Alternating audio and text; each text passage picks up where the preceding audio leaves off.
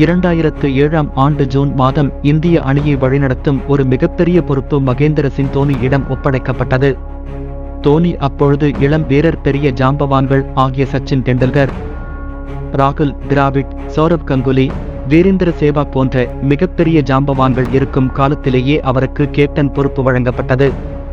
வருங்கால இந்திய அணியை கட்டமைக்கும் விதத்தில் அவருக்கு இந்த பொறுப்பு வழங்கப்பட்டது. தோனி வந்தபின் இந்திய அணியில் நிறைய மாற்றங்களை கொண்டு வந்தார்.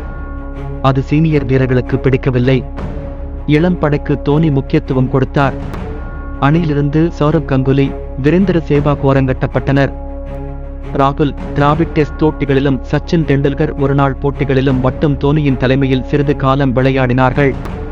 அப்போது இந்திய அணியில் வளர்ந்து வரும் வீரராக இடக்கை வேகப்பந்து வீச்சாளர் ஆஷிஷ் நெஹ்ரா இடம்பெற்றிருந்தார்.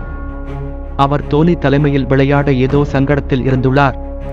அவர் நன்றாக விளையாடிக் கொண்டிருக்கும் போதே காயத்தினால் பெரிதும் அவதிப்பட்டு வந்தார்.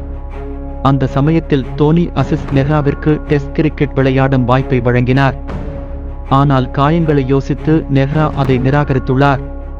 மேலும் மகேந்திர சிங் தோனி, நீங்கள் ஒருநாள் போட்டிகளை விட டெஸ்ட் போட்டிகளில் கவனம் செலுத்தலாம் என்றும் அறிவுரை கூறியுள்ளார்.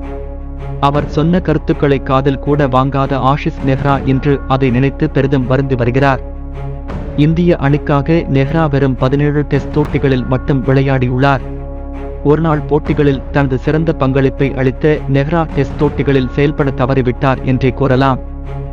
இவரது கடைசி டெஸ்ட் போட்டியாக 204 பாகிஸ்தான் அணிக்கு எதிராக இந்தியா விளையாடிய டெஸ்ட் போட்டியாக அமைந்தது.